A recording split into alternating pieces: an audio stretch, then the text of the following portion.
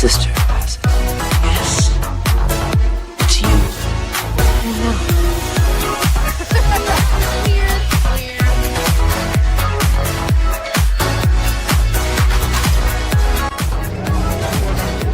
Wintertime here at Hogsmeade Village.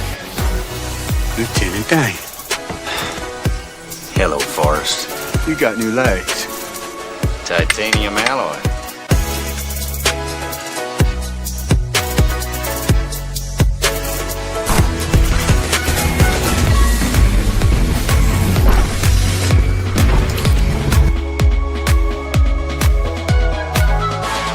Time for my summer sizzle, cool as a cherry popsicle. No, God!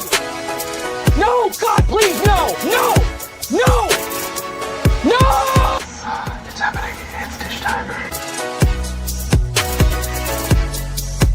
I've always wanted to do this in front of you.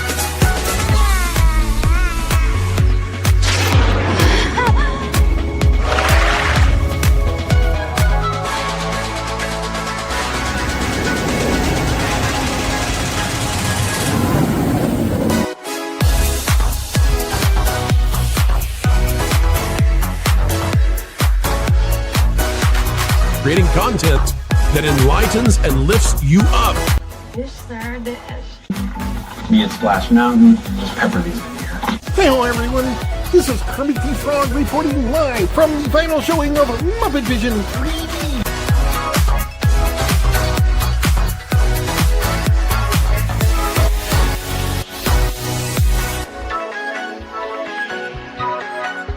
Right? God, I missed our daily dishes. Yes, indeed.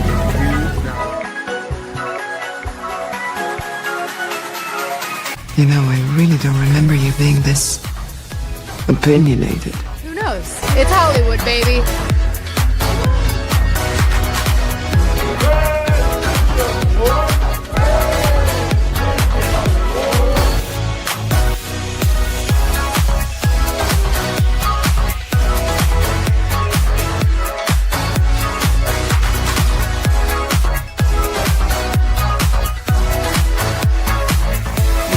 Ladies and gentlemen, it's time for the dish. Hey. So, let's dish. What do you want to dish about? Anything you guys want, this is your time.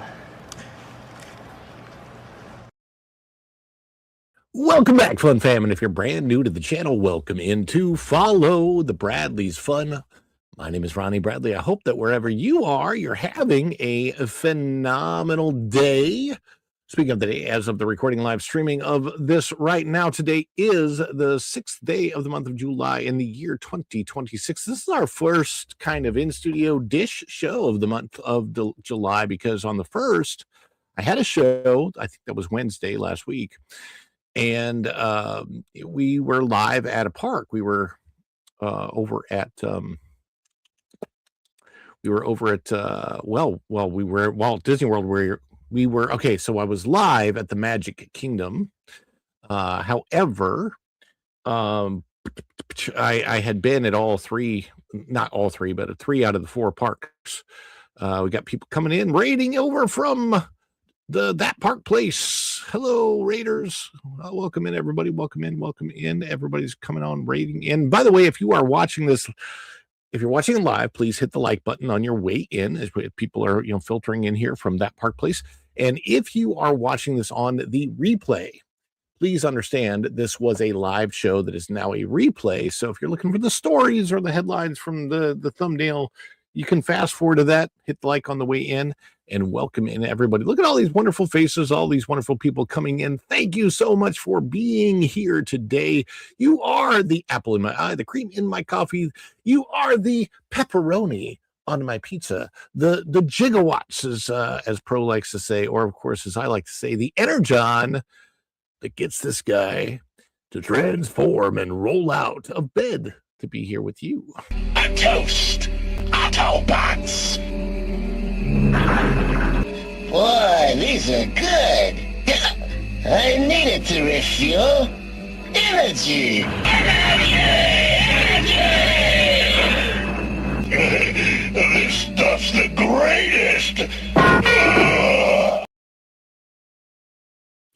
And for those who are used to the stream looking a little bit different, that's my real studio behind me. This is not the green screen backdrop because the StreamYard is having trouble processing the green screen. That is what I've had issues with. And so we're going to do this right now without a green screen, with real Snoopy back there and real Hulk holding up. I mean, the cool thing, hey, look, it's Moana. She's coming out this week. Moana. Why do I have a Moana? I don't even know why I have a Moana doll, but we do have a Moana doll here. Yeah, it's real. It's I'll put her over by Groot. Can you stand Moana? I don't know that she looks like the live action Moana. Want to welcome everybody in. Snortopoopas Q Burr, our friendly polar bear from Pinellas County, was first through the door. We've got DL Fendel 2844 saying hello to Snort. TBB Coach Ron happens to also be me in my incognito mode. Long Rilla came over, just done with the stream, that Park Place, and O2RR said it's a That Park Place raid. Raiders of the That Park Place Freedom Seeker is here. Howdy, y'all. And Kit Kat says hi to everybody.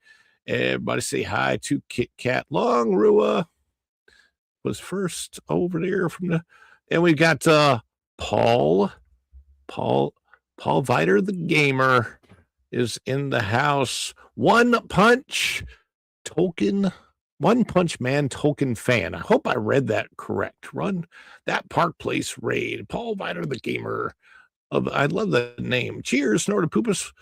And Long was saying hi. Erica and Raph is over here. She's coming over.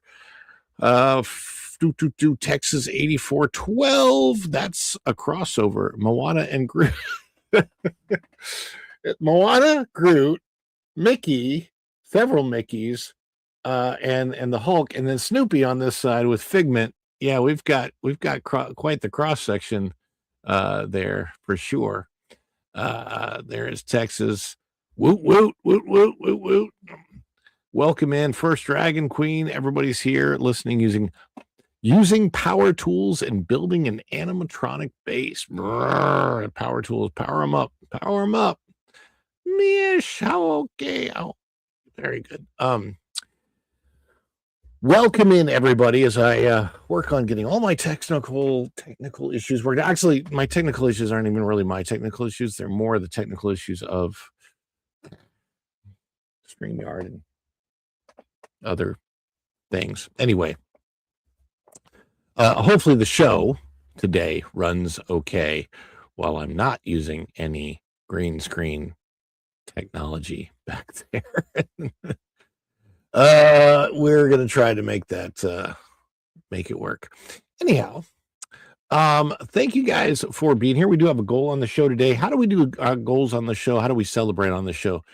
As we begin a new month here in the month of July, we have some pretty high goals of some things, and I'm going to be out of town for part of the month. And so the show this week, next week, the show schedule should be the regular Monday, Tuesday, Wednesday, Monday 2, Wednesday 3, Monday 2, Tuesday 3, Wednesday 4 p.m., 4:05 p.m.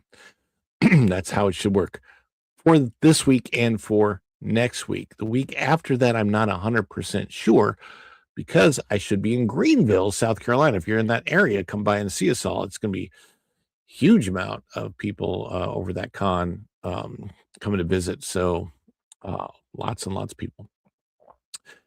And I want to thank everybody for coming in today. We do celebrations on the show whenever there is support from you guys. Super chat, super thanks, super stickers, PayPal, buy me coffee. Anybody becomes a member of the channel, or if anybody becomes drops gifted memberships, any of that kind of thing, any support for us that keeps the lights on here and keeps the gerbils running. There it is. My beautiful wife is chiming in. Moana is there because my sister-in-law, she looks like Moana. Love. Hello, everyone.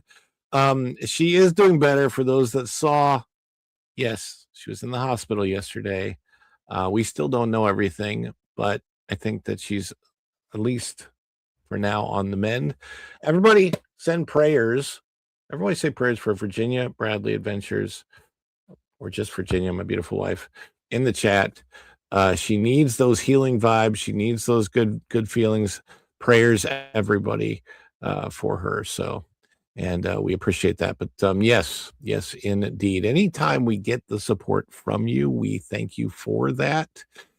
And we love to celebrate it as a community, because we are a community here. It's a huge thing. So we just really appreciate everybody here. We celebrate it together. How do we do that? We want you to celebrate with us. So when we are doing a celebration, in the chat below, please put your emojis down there. Fun emojis, custom emojis, heart emojis, firework emojis. If you remember the channel, you got custom emojis. We're going to practice right now. We're going to say thank you for being here. We're going to play a celebration. Get ready with your emojis. Let's throw them in the chat. Let's make it work right now. Everybody, let's celebrate.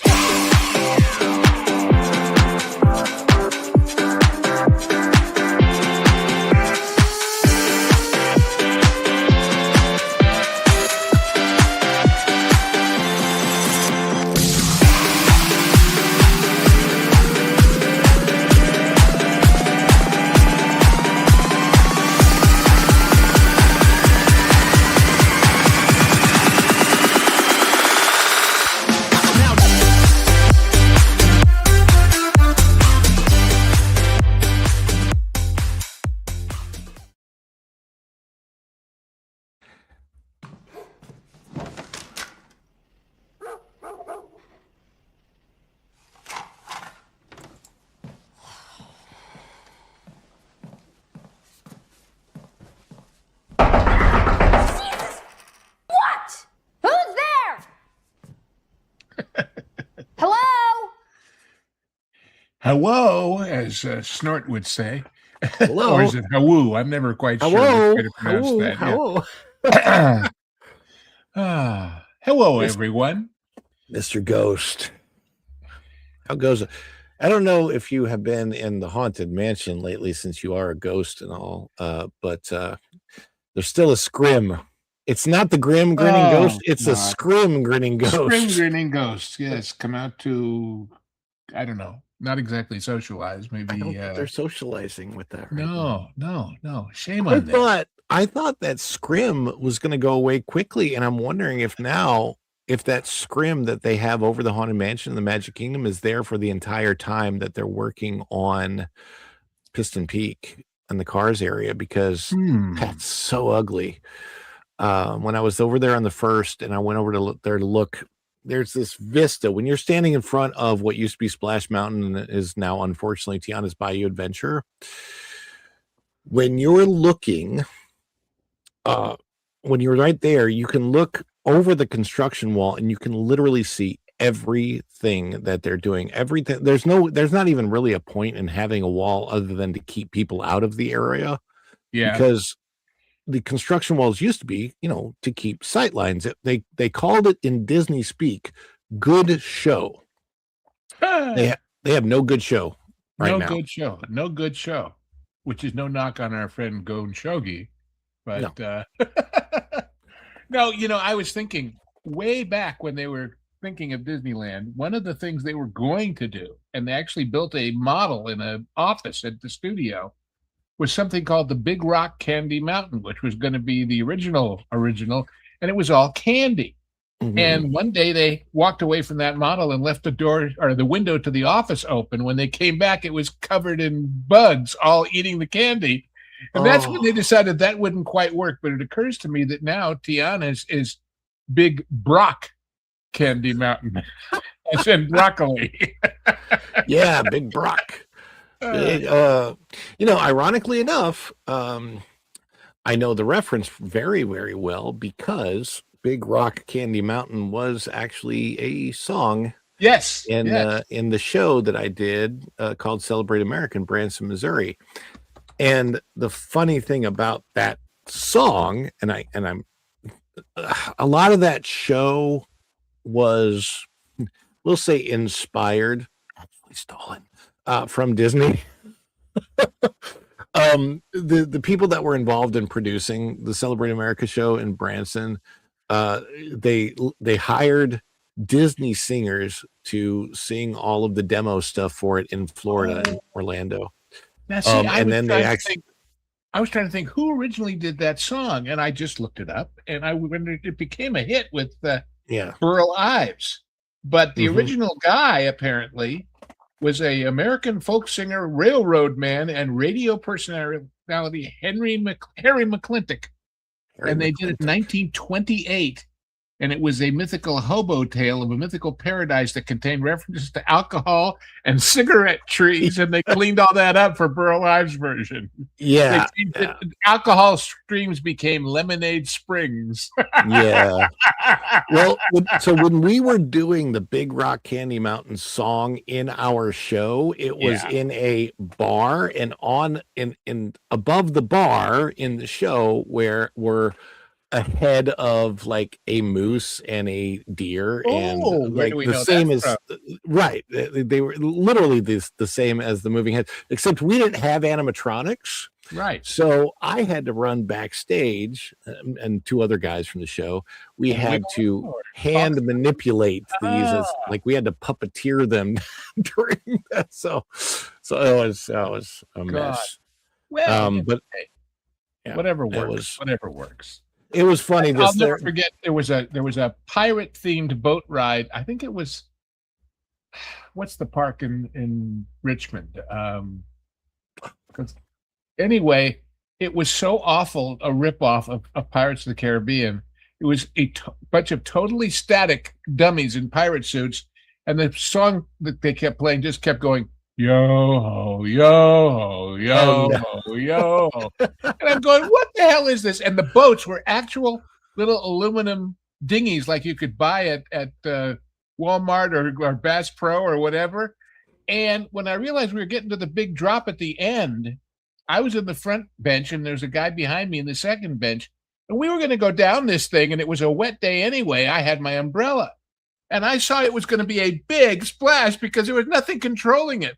So I opened my umbrella and hid down under it, and the water went right over me and totally flooded the guy in the seat behind me. Oh no. But hey, you know, you do these things to survive theme parks. The log flume. But I'm got that yo, and I said, who do they think they're kidding? Everybody knows what they're trying to rip off, you know. But on the other hand, some people do wonderful things. I was watching. I should find that link, so I'll find it and put it up sometime before the show is over. Efteling, you know, the great park in Europe, has a thing called Danse Macabre, which is based on the Saint-Saëns music Danse Macabre. It is the most wonderful ride. Oh my God! And I saw. I'll find it anyway. You look at it and you say, if only. And I would love to go to that park at some point in time. The only place that I've been in Europe that's anything theme park like whatsoever is in Amsterdam. When I went, not in Amsterdam, in Scotland, actually. In Scotland, I think it was Scotland. It was the Haggis Mansion. Yes, not the Haggis Mansion.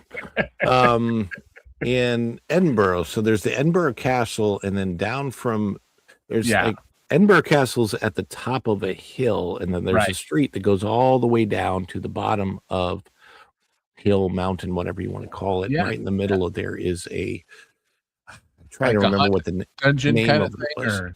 was. It's like a funhouse museum type thing. There's a lot of art in there, but you go up to the top of it, and it has an old periscope type thing where you can actually look and see the entire city. The thing of it is, it's very old technology. It's like hundreds of years old technology of how they used.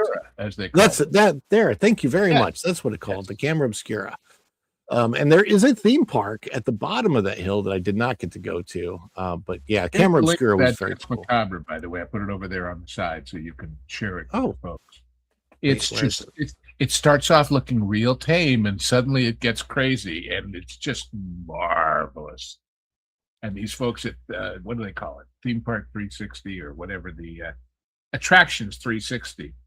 do a whole. They do, by the way, great ride throughs, Let me walkthroughs of rides, but it's a flat spinner that then starts Let's see if I tilting can and turn the. changing and animating, and oh my god! But anyway, it's great attraction from what I can see. I think I Yeah, can put it up. Oh, goody! Let's see if I can put it up here. I mean, I don't know if they'll ding you, And but if so, go somewhere in the middle because it starts slow and it catches up like crazy. Yeah, right. Okay. There's all these cute little things that come out of those instruments in the middle, and then that looks suddenly like an organ is playing. they're sitting in boxes that are almost like the ones on the old original energy ride at Epcot, but then the whole floor starts tilting, and it's just brilliant. Oh, that's spinning. Brilliant.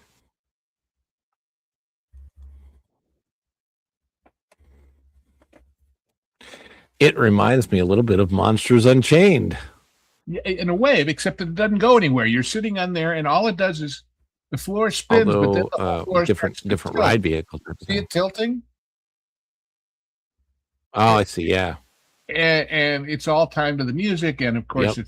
it's you don't go That's anywhere. You cool. just sit there, but wow, does it do things? Look at, see what I mean about how they're kind of like the energy. That's that floor tilting reminds me. Yeah. Anyway, The Hannah barrels, which are similar to a teacups ride, it's at Six Flags. Yeah. Where It Yeah. used to be like that. yeah. Put this back here. Anywho, just So the found Hannah that- barrels were like a teacups ride, but on a tilting floor. And those were very, very cool. Oh, and we have got a little super coming in from O2RR. Thank you for your live streams of the character. So you are welcome. And also the whole carousel of progress is on my channel. You can watch it through. I wanted it there so that it's preserved, so that if you're a fan of the channel or just a fan of what Walt Disney has been in the past, Well, that you can go see the classic Carousel of Progress. I have a rather it- unique distinction regarding that ride, by the way. When I was at Yes. USC Film School a million years ago, I wanted to use the music. And I was a good boy, and I actually inquired at Disney, and they gave me written permission to use It's a Great Big Beautiful Tomorrow in my student film. That's Which cool. shocked the hell out of me that they did it, but they did. And in the original, it was when I was at SC, I thought, when I walk out of here, nobody's going to hire me as a writer, director, genius all at once. I should make my student film of somebody else's script. And I found an actual short movie screenplay by Kurt Vonnegut. And it was about a doctor keeping a lady alive as a head. It was a wild sci-fi thing. And anyway, in his original, the big finale was Nelson Eddy and Jeanette MacDonald's Sweet Mystery of Life, At Last I Found You. And I thought, well, that's a little old. Nobody knows that one. How about Great Big Beautiful Tomorrow? And they gave me the permission to do it. I was just shocked. Wow. Just shocked. Hey, here's a question for you. Yeah. If I would have gone to film school for acting or any of that kind of stuff, had I gone, it would have been around 1990. Of the schools like UCLA, USC, Pepperdine, where would you recommend that in 1990 I should have gone if I would have been I out was there? about 20 years ahead of you, of course, but still, I went and looked at everybody at that time. Pepperdine didn't have much at that time, but SC, UCLA, Fordham had a school, Denver had a school, and all the other ones I went to besides USC seemed to be geared, even the production side, let alone, usually they had two different tracks, a film history side or a film production side. But they were all geared towards turning out film students and film teachers. SC was about getting into the biz, and that's why I went there, because the connections between the faculty and the biz were real, and so that's why I went there, although I never even finished because I got busy working, and I thought, That's what happened to me. I went to Millikan University for music theater, and I didn't finish because I got then a job in music theater like the next year and kept working for a while. But the other school that the school that I was actually looking at wasn't even on the West Coast. It was NYU Tisch. Yeah, School of the NYU Arts. had a good school. So that's where that would have been my dream school. Minnesota had one that was pretty well thought of at that time too. But it's all again, interesting. they all seem to be geared towards, hey, suddenly, like I went to Beverly Hills High School, big deal, but they had a cinema teacher. We had this guy, Stan Chapman, who had actually been a research assistant to Marshall McLuhan. So that was wild. And I'll never forget the neat thing he did to show us how Orson Welles understood sound from his days in radio. We ran Citizen Kane with the projector bulb off. So that all you did was listen to the soundtrack and hear what he was doing with blending voice and music and effects. That's amazing. Interesting days. But again, this whole idea of having film teachers in high schools all over the country was growing at that time. And that's why these schools were churning out people to follow an academic path rather than a commercial path. And I thought, I don't want to do that. I want to make movies. Yeah. So anyway. That makes a lot of sense. Hey, O2RR, thank you so much for chiming in. Let's play Thank You, and everybody celebrate with us, O2RR.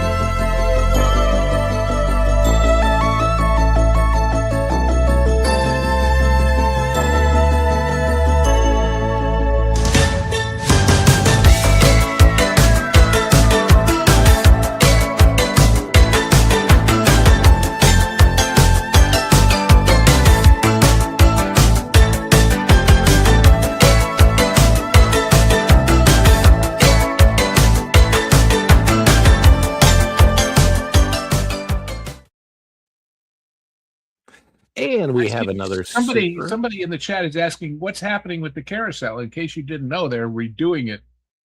We'll talk about the carousel of regress soon. Yeah. The WJB Daily, $5. Saw Young Washington over the 4th. Very good, but now hearing some concerning things. RE Angel Studios. Are there problems in the non-Hollywood studios? There are. But they've already announced they're making a sequel to Young Washington called 1776. So that ought to be interesting. Yeah. So honestly, I'm just going to go ahead and give you the best resource for that WJB Daily. It is Fake Wizard. Real life Fake Wizard has some really, really good videos on what's going on over at Angel Studios. Unfortunately, I can't even compete with the information that he gives. So I just give him props.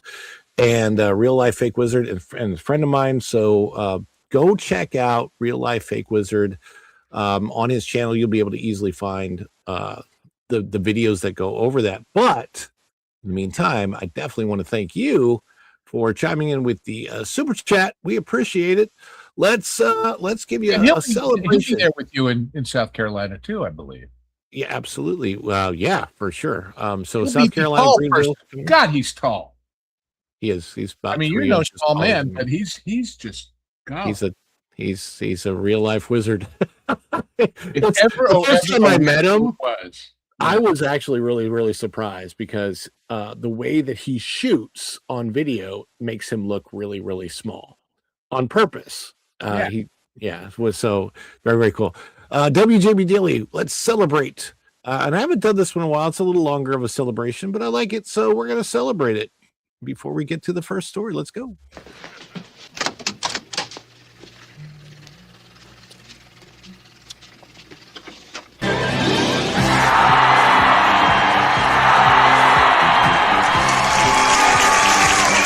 Is it too much? Too much? It's perfect! Wahoo! Oh, this is too much. Give me a break. I couldn't be more excited.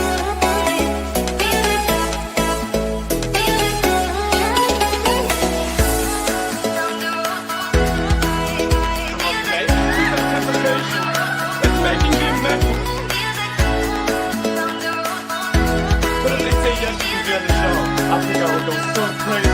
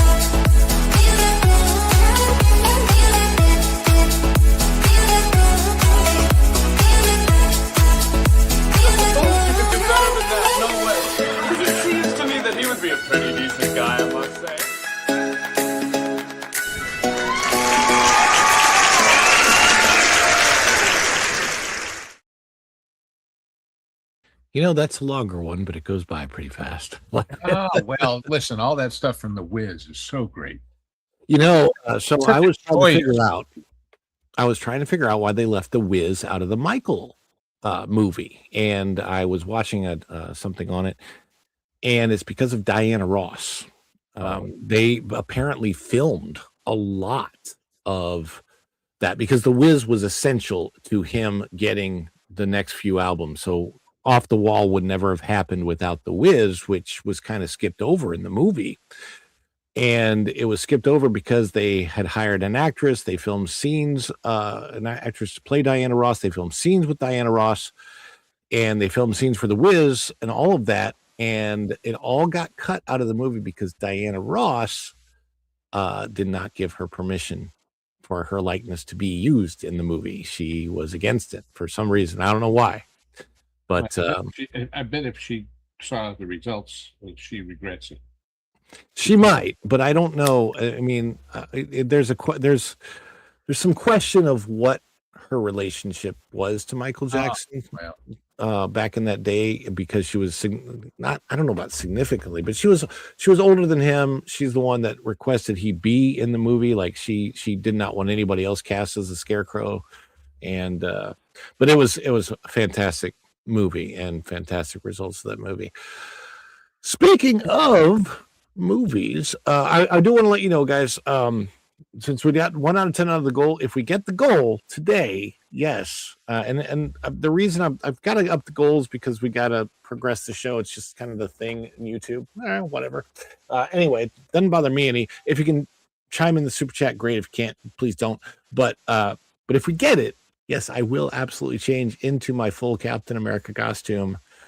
Shouldn't take me. Yeah, I will. It won't take me that long, but I just say live on screen. You're going to do this. Are you going to be one of those people from that talent show where they hold up and drop it in a different outfit, or I'm going to do this, and I'll pop back on in the Captain America outfit. Oh, well. But yeah, I don't have it close by either. It'll take me like a couple minutes to go grab it. But it is here, and so we'll do it. You got the shield and everything. I do have several shields, actually. I have more than one shield. Yes, but right now we have to discuss.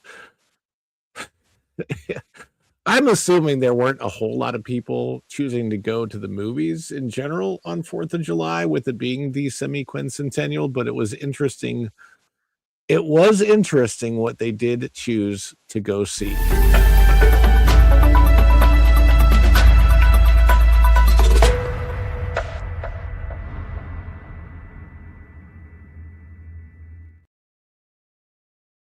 Semi-quincentennial, 4th of July, 250 years. What did you do? What did you guys do? Anything to celebrate, Lou? Stayed home and avoided the amateur drunks. But I loved watching the whole show from Washington. That was great. But it was. Did you see the actual number of explosions in that pyrotechnic show? 850,000. Wow. That was the official number. And I'm going, there's a lot of those things that I need to go back and watch. I did live stream fireworks from here. And the fireworks shows, it's really weird. I'm actually closer to some of the Disney parks than even some of the parks that I can see visually. So we always hear the fireworks coming from the Magic Kingdom and Epcot, but I can't see them, specifically because when I look that direction, there is a ridge of trees right by where I live, and there's swamp. And so it's just blocked. The trees are too high for me to see the fireworks in the distance there. However, I can see Epic Universe and SeaWorld very well from my house. And SeaWorld put on a long fireworks show, I think nearly a half an hour. I've streamed the whole thing. I don't know exactly how long it was, but it was much longer than Epic's. Because you can, like, from my perspective, it almost looks like the parks are adjacent, like they're right next to each other with the fireworks. We used to, when I was a kid, there was a family that we actually met on a princess cruise that we became friendly with, that lived in Fullerton, which is up on a hill, looking down towards Disneyland. And the big deal was to go to their house for dinner and then sit out on their back patio every night and watch the fireworks. Mm-hmm. So It's all Well, about you know, point of and view. it's really funny. There's a road called Reams Road, which runs right behind the Magic Kingdom, and there are a few neighborhoods over there, and when they are selling them, they consider it a selling point that you can watch the fireworks from your house. However, my question is the longevity of living in a place like that. That's like buying a house under the approach path to an airport and then complaining about the noise. You're kind of stuck with it. Right. You Like knew the job was eventually, dangerous when you took it. yeah. So I mean, because where I live, you cannot get to sleep on the 4th of July. You cannot get to sleep on New Year's Eve. If you want to go to sleep and sleep through New Year's Eve, you would not be able to, because it's not just the fireworks from the parks. It's that everybody around me also Yeah. loves to set off fireworks. There were some that were so close to where I live, I thought they were going to catch our building on fire. Did you see that the Brooklyn Bridge caught fire? That's wow. They were launching fireworks from there, and somehow something got out of hand, and there were 2 or 3 fires on the Brooklyn Bridge because of the fireworks. Brooklyn Bridge plays a very important part in my life. Really? Yeah, Virginia and I went to the Brooklyn Bridge on the day that I asked her to marry me. So it was one of our stops. It was a whole. I officially proposed during Fantasmic, actually. Oh, that's cool. At Disneyland.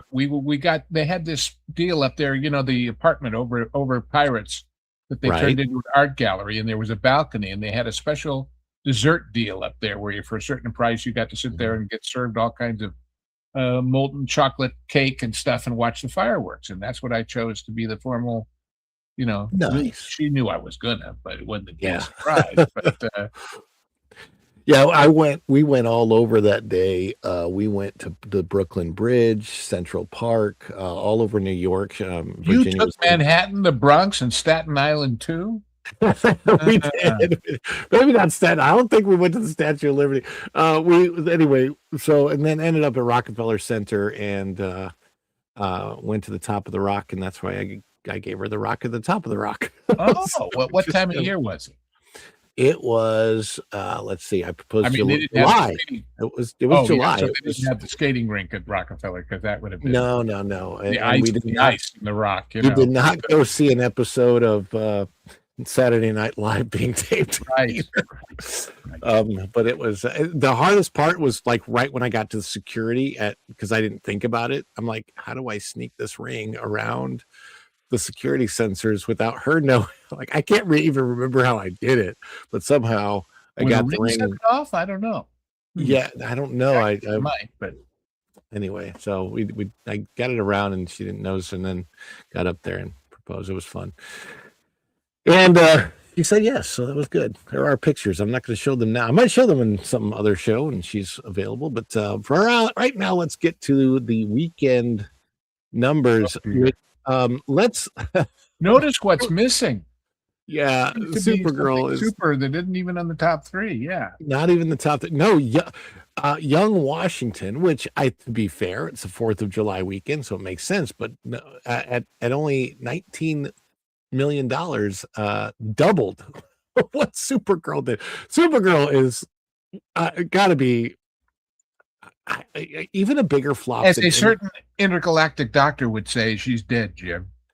It's not even hit 100 million worldwide after 2 weeks, and I think it probably between production and marketing had to at least very minimum cost $250 million, if not closer to $300 million between the cost of production and marketing.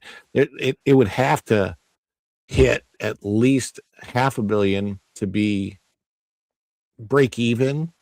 Yeah. It's not going to get anywhere near that. This is going to lose Warner Brothers $200 million. It's just I just don't see any way around it. And anybody could have seen that coming. I mean, first of all, with Supergirl in general, just the character, no matter how good of a Supergirl movie you could have made the CW Supergirl into a movie, I don't think that this particular character, no matter how she's going to be done, is going to be a super popular. It's not Superman. I mean, Helen Slater's Supergirl back in the 1980s kind of proved that Supergirl was not the property that Superman was. But more importantly, when you take a property that people already don't really care about and then you make it worse by writing the kind of story that they did, having a Supergirl who is 23 years old and wants to go to planets that with red sun specifically so she can get drunk. I don't. Where is the appeal, Lou? Tell me, where is the appeal? Obviously not with the movie. I was reading our friend John Nolte today, and he said, "Look, James Gunn's Superman was not a very good movie, but it was good enough that people were willing to see what came next. Supergirl is on the thing that is a drain on the one thing a successful franchise requires, and that's goodwill. Next up later this year is something called Clayface, which no one asked for. We'll see. I mean, for God's sakes, it made 9.8 million over the holiday weekend. That's all. Yeah. That's a 74% drop. Let's look at this out of that Park Place. As a matter of fact, Supergirl suffers massive 74% second weekend drop, 74% drop from a bad opening. Now that is, and here's the funny thing: I was looking at some posts on X. It was so funny. I wish I could find it to bring it up, but I saw a post on X going, "Oh, you guys are all going to be sorry when the word of mouth spreads about this movie and how good it's going to be when people start going to see it and watching it." And I'm like, no, that's not going to happen. This is by our good friend Marvin Montanaro, just on that Park Place with him, and James Gunn's new DC universe had suffered another major setback. As Supergirl collapsed in its second weekend at the box office, falling behind the patriotic historical drama Young Washington. After already opening below expectations, the latest DC Studios release, starring Millie Alcock, dropped a massive 74% in sophomore weekend, bringing in just $9.6 million domestically. That's a far worse drop than the 60% predicted by Hollywood trade outlets last week. The sharp decline leaves the film with roughly $58.4 million domestically after 2 weekends, raising serious questions about the future of the rebooted DC universe and whether audiences are embracing the new direction. I don't even know that they're really questions. I don't think the audience is embracing the new direction. The latest Supergirl box office numbers represent another troubling development from Warner Brothers Discovery after the studio entrusted Gunn and Peter Safran with rebuilding the DC brand following years of inconsistent results. Supergirl box office collapse signals a major audience problem for DC Studios. You think? Yeah, it's bad. It's really, really bad. What? Because you have to remember why the second week is so important, not just on a purely dollar basis. No less a person than the head of advertising and publicity for Universal used to tell me, the only thing that counts really is word of mouth. He talked about they have, if anybody's ever been on the Sunset Strip in Los Angeles, Hollywood, whatever, all these big billboards, they spend a lot of, he says, that's all for ego stroking the people on the billboards. It doesn't sell tickets. What sells tickets is the first weekend's good and people go home, and on a Monday morning at work, people say, "What'd you do this weekend?" "Oh, I went to see Supergirl." "Oh, how was it?" Yeah. It's funny you say that because what's coming to my mind right now literally is the conversation that I had about Ant-Man Quantumania. Yeah. When that came out, and I was having a conversation at work with a friend, and I'm like, I was so disappointed because there were just so many things that, like, it didn't feel like an Ant-Man movie. I wish that they had held off maybe another year or two making that movie and hired the original actress who played the daughter, because just another couple of years and I think she would have aged up enough that she could have pulled off look, being there's a little lots bit of older. reasons why these things don't work, but Yeah, but other than that, they didn't have Luis. What will be interesting, although it's harder to get numbers on it, at what point does that negative word of mouth even suppress the, well, I'll watch it for free on streaming because I've got a membership? At Right. what point do those numbers go down too? Because people don't even care enough to watch 10 minutes of it and see if it's really as bad as everybody says it is, and then say, yep, it is, and turn it off. Yeah. Eventually that's got to ripple down to that too.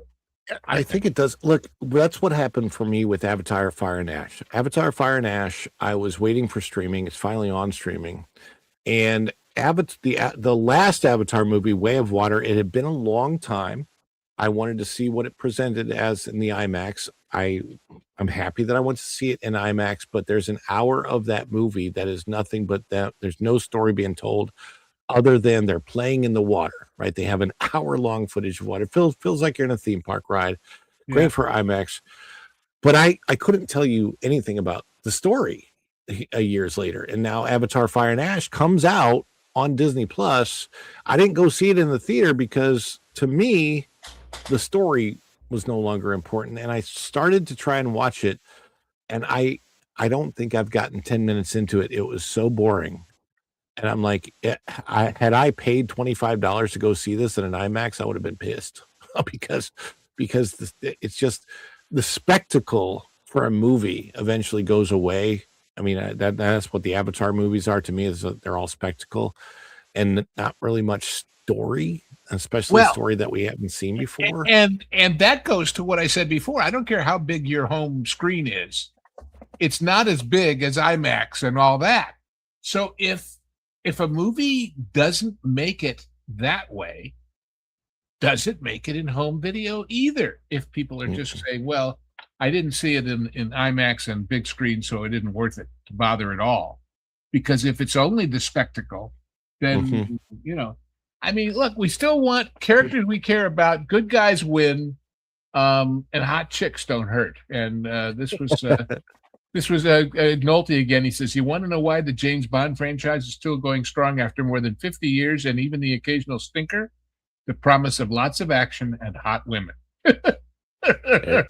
That's why James Bond became the first, multiple selling franchise. Not the only reason, obviously, but it was a big part. I mean, when you hear James Bond as a franchise, one of the first things that comes to mind is who are the Bond girls? I mean, that's literally became a term, the Bond girls. Oh yeah. And obviously, some of their names, which I'm not going to mention on the show, probably lended itself to that. But careers. I mean, the very first Ursula Andress. They tell the story that the reason why she got the part was of the 350 some odd actresses and models that they were sent pictures. In hers, her hair was wet. And that character was going to come out of the water in the ocean, and they said, that's the look we're looking for. The fact that she had a weird Swiss accent didn't matter, So when lightning strikes, it strikes, and when it doesn't, it doesn't. That's Supergirl. But that's for sure. But let's take a look really quick at the back at the numbers again for the let me put the numbers back on the screen. So you got Minions and Monsters, right? That was the number one movie at the box office this weekend, although they're saying that was still softer than they wanted it to be. Well, Toy Story 5 seems to be the one that's really going gangbusters, and it has hit $765 million at the worldwide box office. Well, now see, go back one to that differential, because it implies, to my mind, that again, word of mouth is in a way working against Minions, and here's why. It'll do better next weekend.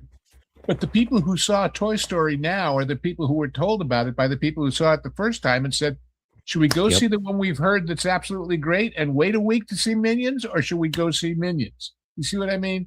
Yeah. So everything is, the fact that they're released a week apart hurts the second film the first week or so because people want a sure thing. Yeah, and if you look at the theater per theater average on Toy Story, not even $1,000 less per theater after it's been in the week. It's 17 days in release, right? So you're looking at $7,800 per theater versus $8,500 per theater for Minions and Monsters. And also Minions and Monsters released on 4th of July weekend. That wasn't any 4th of July weekend, but the semi-quincentennial. And for that, a lot of people went to see Young Washington, which makes sense. I did not go to the theater. I definitely did watch a few documentaries about how the country began. And there's some pretty good ones on YouTube. And, it's interesting to find out like why, if nothing was actually signed on the 4th, why do we celebrate on the 4th? Well, the Declaration of Independence was issued on the 4th of July, but it took a few weeks for everybody to sign it, apparently. And of course, officially, we weren't recognized by the rest of the world as a country till I think it was 1783. Yeah, something like that. Whenever after Yorktown. Right. Yeah. So, which didn't end the war. The war kept going after Yorktown, by the way. Yeah. It's officially, that's the point where the British said, we got to find a way to get out of this thing. But right. It was, I mean, when you look back at the finding at the beginnings of this country, there was a lot of, I mean, it certainly wasn't smooth sailing by any means. Guess what? Hey, we declare our independence by just leave. That didn't work that way. There was quite the rebellion, and it didn't start on that day either. The rebellion started. Was it the year before? I think.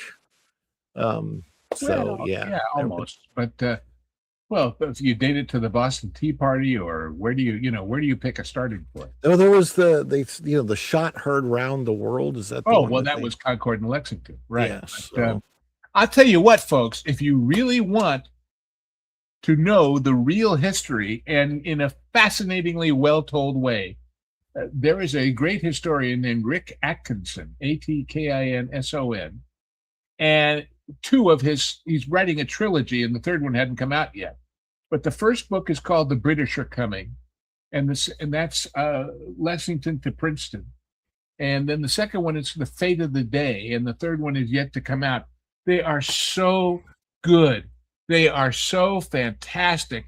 And he tells things, what's going on in London, what's going on in Paris, what's going on all these different places while the revolution is going on and how it affects things.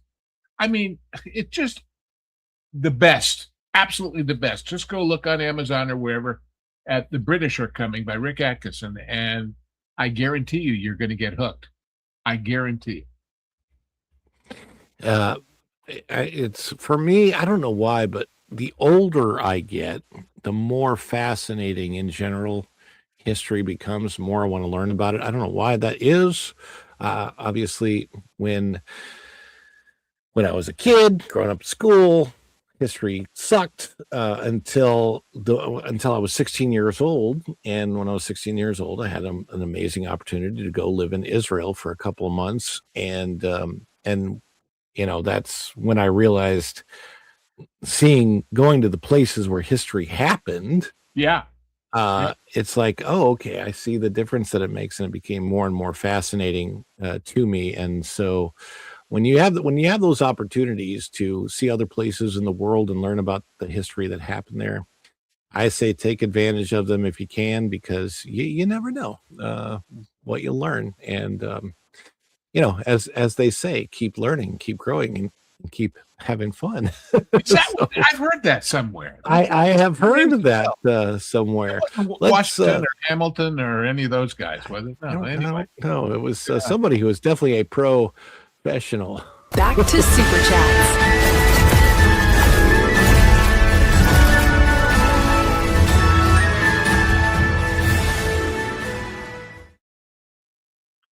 Kit Kat has chimed in for $4.99. Let's get to the goal. Thank you, Kit Kat.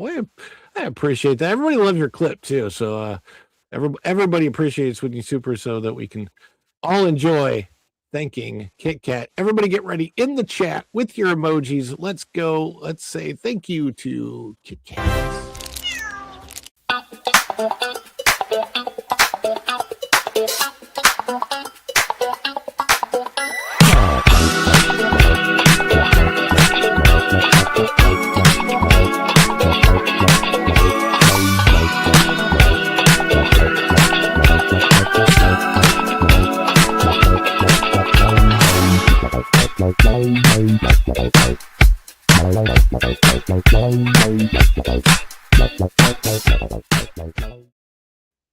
You know, that's what the internet's all about. Oh, No, it's- seriously. I mean, you Yeah. get to watch and experience things you can't in real life. I happen to be deadly allergic to cats, Oh, but I can still enjoy cat videos.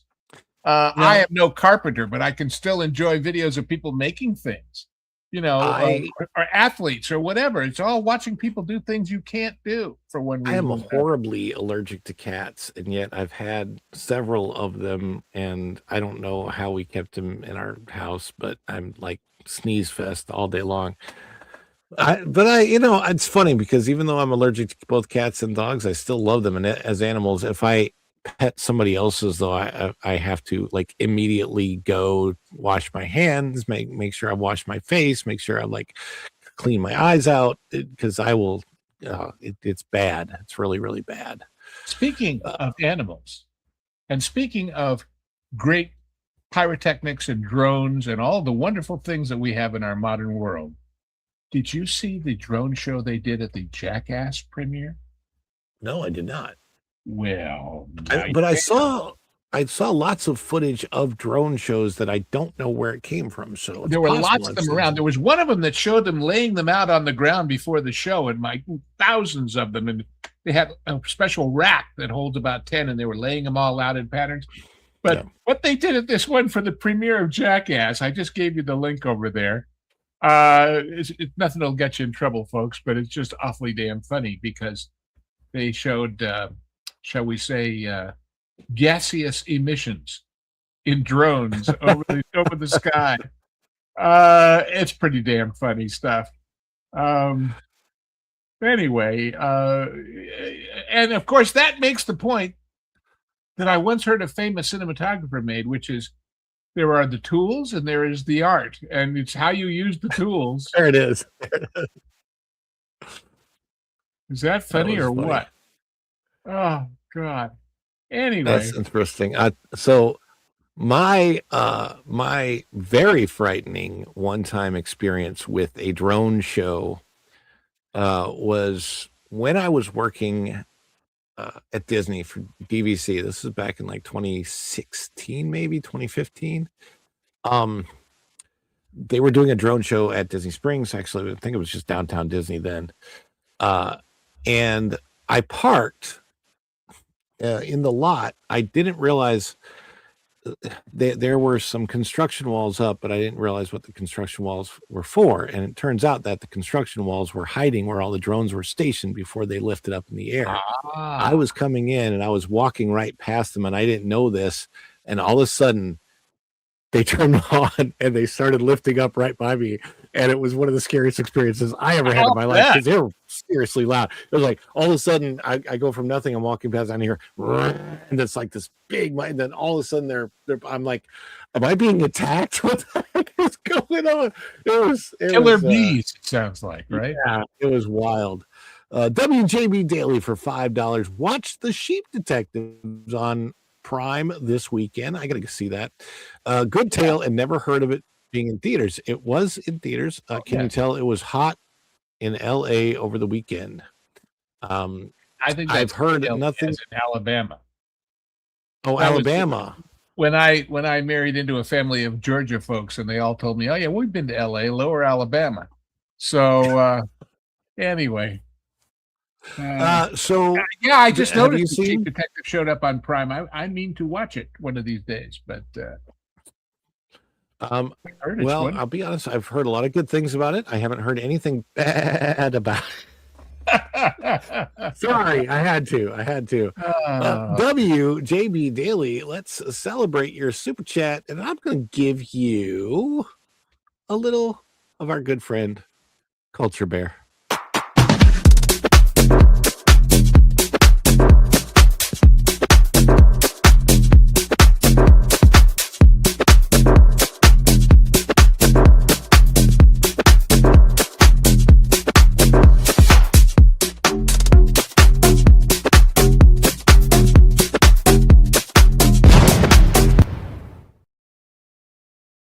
Who you will be seeing in person when you go to that South Carolina thing, because he's going to be there.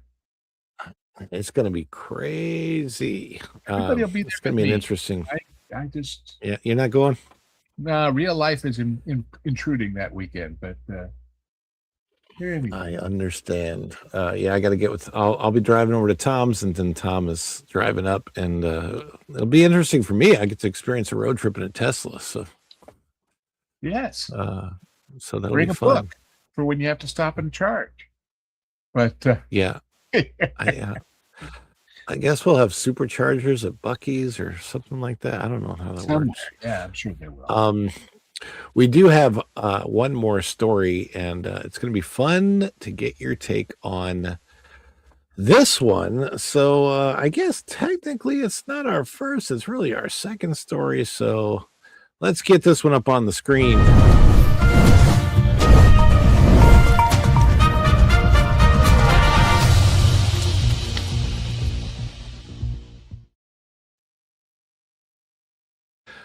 Live action Moana box office projections plummet.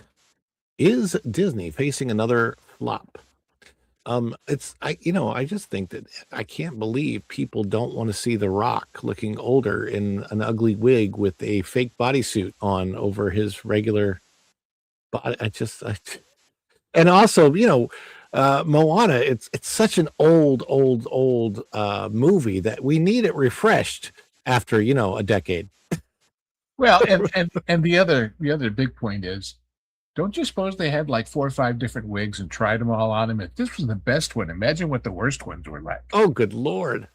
I heard that the actress also is wearing a wig throughout because of whatever the conditions are movie making. But there's The Rock as Maui in the live action trailer for Moana. Now, this is one I'll probably go see. Are you suggesting that audiences will say you're not welcome? You're not welcome. Yes. Disney's upcoming live action Moana remake is facing new questions. I will say this before I read the story. I want to say this. The marketing for this, at least it doesn't have any of the actresses. The 2 actresses, the one who played the original Moana, who I believe is one of the producers on this film, Aulani Carvalho. Which is a nice way of saying, let's write you a check and call it producing. Yeah. But she's got involvement. She actually sings a duet with the new Moana, who I can't remember the actress name. Anyway, point is, neither one of them are, as far as I can tell, saying anything stupid in the press. Yeah. They're none of them are saying, well, Moana likes to go off drinking in this one, or this, this Moana's not really made for Christian dads. Yeah, I was about to say Christian dads have to get. I don't think that we're gonna have whatever his name is. I can't remember, but coming to the premiere, going, "Is this the gayest Moana ever?" So I think we're at least avoiding that.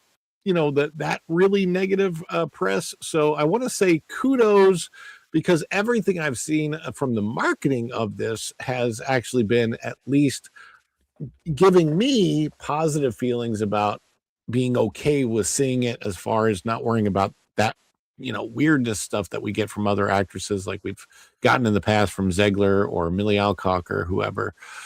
Disney's upcoming, this, by the way, is by a double tap. Yes, this is by Marvin Montanero out of thatparkplace.com. Bookmark it if you haven't done so yet. Disney's upcoming live action Moana remake is facing new questions after updated box office projections showed a significant drop in expectations for one of the company's most valuable modern franchises. While Moana appeared to be one of Disney's safest bets on paper, the latest tracking suggests the studio may not have another guaranteed blockbuster on its hands. The original animated film became a phenomenon after its 2016 release, finding a massive audience both theatrically and through years of popularity on Disney+. Meanwhile, Moana 2 proved there was still plenty of interest in the characters when it became one of Disney's biggest recent box office successes, passing $1 billion at the global box office. However, The live-action remake starring Dwayne Johnson as Maui appears to be facing a very different theatrical landscape, with analysts lowering expectations ahead of release. Moana box office forecasts fall as analysts lower expectations. Just a few weeks ago, that Park Place reported that early box office tracking for Moana was divided. Global box office projected the film would open between $50 and $70 million domestically, a surprisingly modest start for a remake of one of Disney's most recognizable modern animated films. That forecast has remained mostly unchanged, with global box office continuing to project an opening in that range. So you have that Moana live-action remake starring Dwayne Johnson, keeping a horrible pace in pre-sales and may struggle to even hit $60 million domestically. In overseas markets, it's doing even worse. That's by global box office. However, other analysts who initially expected a stronger debut are now lowering their expectations. Box Office Theory previously projected that Moana would earn between $75 and $96 million during its domestic opening weekend. That forecast suggested the combination of business brand power, the popularity of the original film, and Dwayne Johnson's return as Maui could push the remake toward a much larger but still not stellar debut. But those expectations have now changed. Box Office Theory's latest forecast projects Moana will open between $57 and $72 million domestically, with a pinpoint prediction of $62 million. And there is the new live-action Moana. And by the way, obviously the studio doesn't get all of that. It's a split with the theaters and with IMAX and everybody else. Do you know how much they're paying The Rock for this movie? Allegedly between $20 and $30 million. So what if all it does is pay him back, but not the studio? Plus, he gets a piece on the back end if it does better. But still, 20 to 30 million of that is going to him personally to wear a bad wig and a rubber suit. Hey, officially letting Disney know, I will wear a bad wig and a rubber suit for $30 million too, just in case you were wondering. I think any of us would. Well, heck, you're gonna, if people put up their the goal here, you're gonna wear your cap suit for free, right? So, gee whiz! You see, you're selling yourself too cheaply, Ron. Exactly. That's all there is to it. That's all there is to it. God, I tell you, the biggest crime, seriously, regarding Moana and Disney is this: that with the hottest princess they'd had since what, the days of Snow White and Cinderella and all the classics, certainly since Beauty and the Beast, that they didn't come up with a better and more excellent attraction at all. Instead, they did that stupid water thing and called it a day. I mean, before you do Princess redo of Splash Mountain, you should have done that. So I actually think Journey of Water, you know, when I think about it, I'm like, if they could have kept it indoors, not completely indoors, but somehow had maybe like a glass structure enclosure, something where they could at least control the environment a little bit better. I understand what they were going for. The fact that they put the IP of Moana in with it almost degrades what it's supposed to be, which is giving Epcot that feeling of edutainment again, because when you walk through it, it's supposed to teach you about the water cycle, and then they throw Moana in there with it, and you're like, okay, what's what? It's really just a play area for Moana, and the edutainment aspect of it takes such a back seat that it almost feels like an insult to the original Epcot rather than an homage. They've given up on that a long time ago, sadly, but I know. So because they say, well, people don't want to get educated; they want to get entertained. Yeah, but when you do it well, as you once did, well, anyway. So, you and I were talking, and there you go. Freedom Seeker says, I have zero interest in live action remakes. And I think a lot of people feel that way, but you and I were talking. So earlier about second week and about word of mouth. So it looks like Moana doesn't look like it's going to get a stellar start. But what if it's a really good movie? If it is, then it will rise to the occasion. It just, when you've got him in that suit and that wig, you've got two strikes against you already. Yeah. And by the way, suddenly Hollywood is turning on him because he said he's not going to talk about his personal politics. Did you see that? George Takei and Will Wheaton both attacked The Rock for not being willing to share his personal politics with the world. And I'm going, See, I think that's shut up, Wesley. the fact that he didn't say what his person, like, I mean, we all know that he made a mistake coming out and endorsing a certain president from the past. That was a huge mistake. But here's the deal, is that every entertainer should have that attitude. It should say, hey, you know what? I'm here to entertain, not to politicize. And too many entertainers think that they are more important than, like, and I hate to say this. Look, I've been an entertainer. I've been on the stage. I've danced for people, like, all this stuff, right?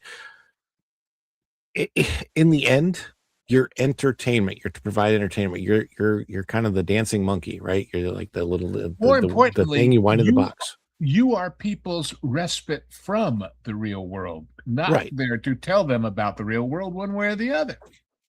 You're a break from the headlines. You're a break from the news. You're a break from the political backbiting and what have you, or should be. But I have not seen this person in the chat before, but there's a Pinecone 6, and I love the name and I love the avatar. It's all an insult. Leave it to DEI to want to educate on a fun ride. The Rock isn't worth 10 million nowadays. Hey, can't even dispute that. Apparently to Disney, because they paid him 20-30. I tell you what, who I still like is the original Rocky, Stallone. He's got a lot of good things that he says, and he had a great 4th of July message. Stallone, very grateful for the country, and one of the things he said is, like, I couldn't believe it when Rocky happened, but something like that could only happen in the United States of America. And kudos to him for being patriotic. Appreciate that. And it wasn't political. It was just patriotic. That. Arnold has said that. Matthew McConaughey had a really good message for the board. If people didn't see it, you should go look for it. It was great. I've seen that one as well. It was Matthew McConaughey. One of the things that I really liked about what Matthew McConaughey said is that we still have better days ahead of us. We're in a wonderful experiment of a brand new type of government that had never happened on the face of the earth before. And that we are still in the midst of the experiment. It's a journey. It's never going to be a destination. And I love that. And that's what it's all about. It's a great, big, beautiful tomorrow. Shining at the end of every day. Yes, indeed. And I think we are about at the point where we are shining at the end of this show. So, Lou, if you don't mind telling the people, where can they find you on this great, big, beautiful web of ours, and tell us about your views? Well, I do have this Patreon thing. I have been remiss in populating it of late, but that's because if I haven't got something I think is worth saying to you, I don't do it. So if you're joining and thinking, I'll get to hear from him every day or every week on a regular basis, it ain't going to happen. It's going to happen when something moves me, and several things are lately. I'm just, I like to make it genuinely useful to you. So if that sounds like it might be your kind of thing, please do join us. It costs you a whole $5 a month over at patreon.com/loseviews. Of course, I also do the Genre Guys, which is always fun with Lorne and with Hangry. And we're recording anyway, a Western double feature. I say double feature because we tend to do 2 at a time. And then they eventually wind up on the various channels. But we're going to be doing the 2 extremes of Once Upon a Time in the West, which, if you've never seen it, is not only, in my opinion, the best Western ever made, but one of the best movies ever made. And then for something in contrast, My Name is Nobody, one of the funniest Westerns ever made.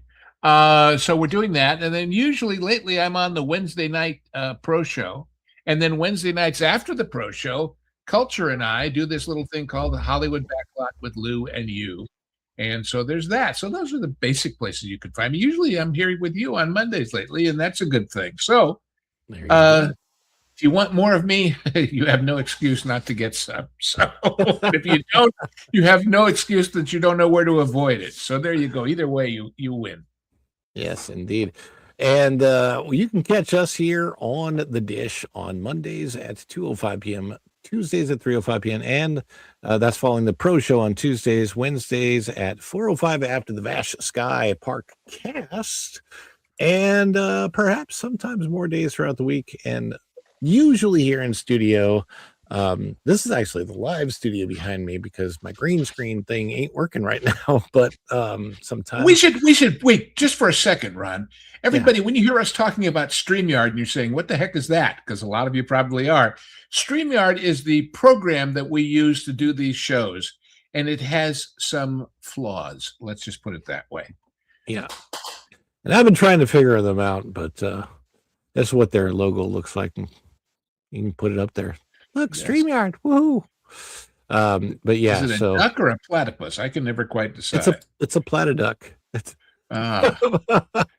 Anyhow, sounds like a duck DJ, a platter duck.